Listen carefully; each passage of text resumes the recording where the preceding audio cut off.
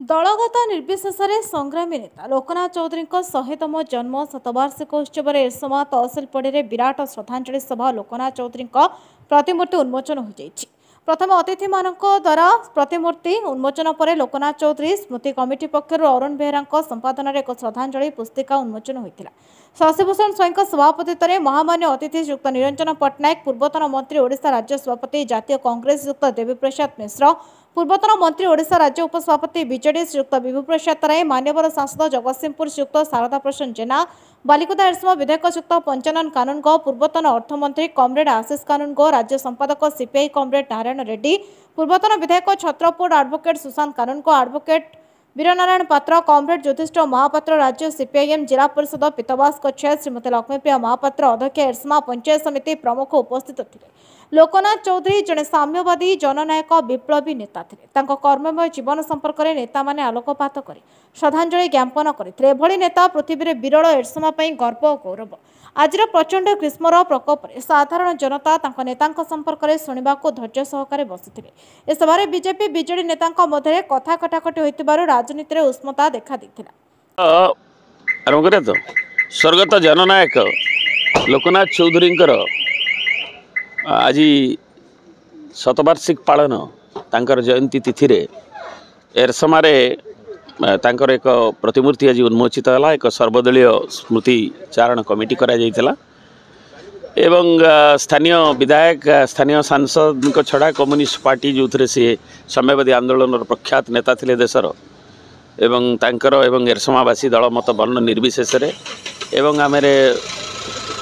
Congress BJP जो MP भी अच्छा बीजेपी एवं कांग्रेस निरंजन पट्टनायक ठूँ आरंभ कर पंचायन बाबू ठूँ आरंभ कर समस्त वरिष्ठ नेतृवृंद जोग देते।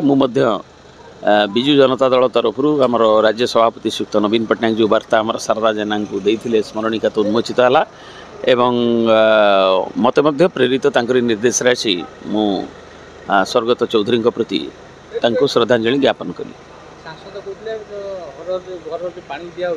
नवीन पट्टनायक सरकार दौना मोदी सरकार केबे कहले मोदी सरकार पानी दौरान ताले पानी पाऊना लोक कहीं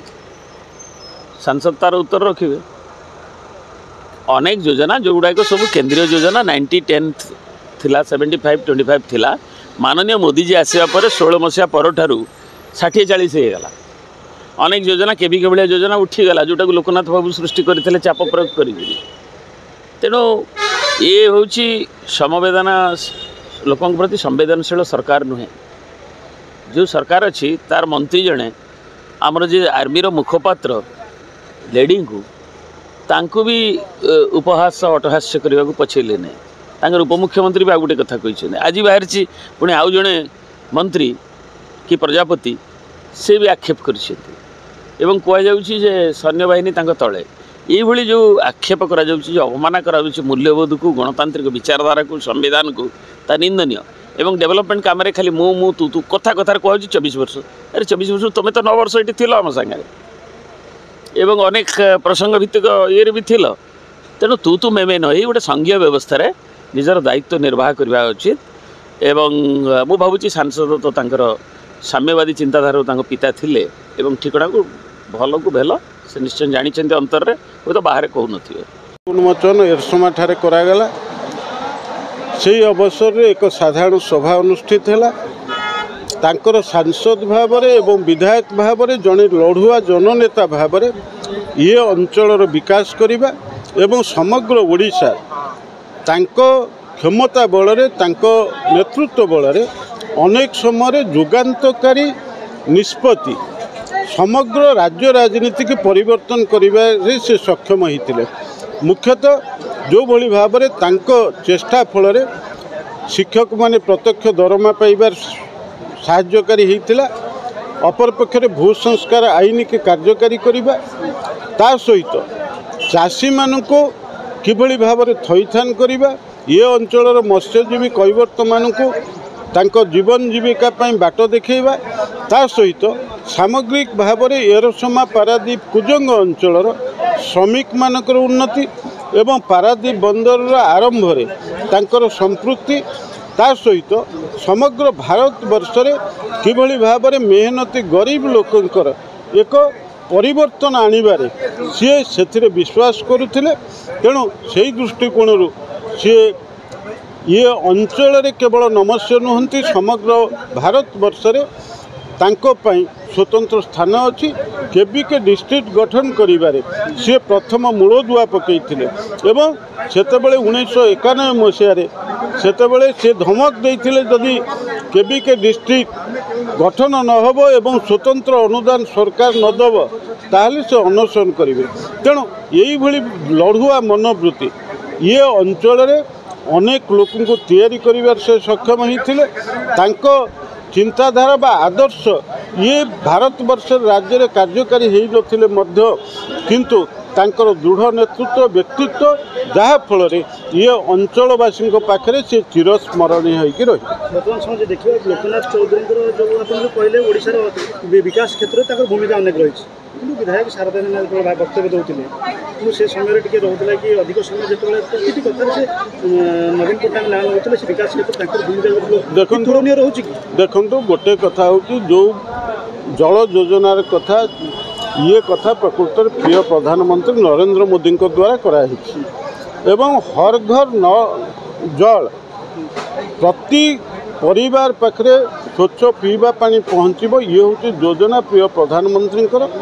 एवं जो योजना केंद्र सरकार अर्थ देइचंती एठी पूर्वतन राज्य सरकार तांकर एथिरे कौनसी अनुदान नहीं। तेणु जो माने ये कथाटा को लेकिन मिछ प्रचार करने को चाहते यह ठीक नुहे एवं यही मिछ प्रचार करके अतीत दिन में विजु जनता दल सरकार हटिची एवं डबल इंजिन सरकार ये ओडिशा रे प्रतिष्ठा एवं केंद्र सरकार आभिमुख्य एवं प्रिय प्रधानमंत्री समुदाय योजना आज ओडिशा रे केवल चाषी नुहंती महिला नुहंती श्रमिक नुहंती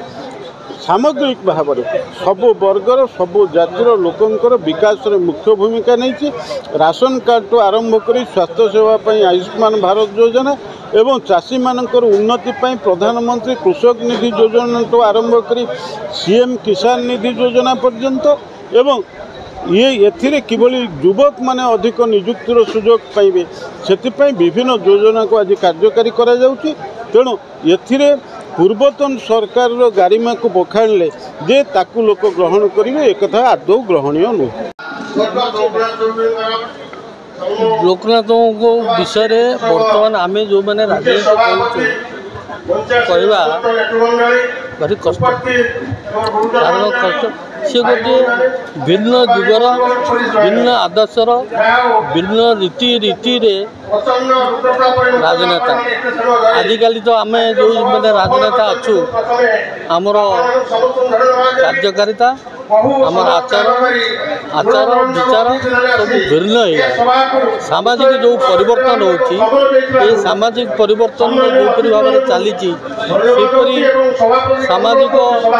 स्थिति लोकनाथ राजनीति कर नथिले आज भी तो लोकनाथ बंची दुख प्रकाश कर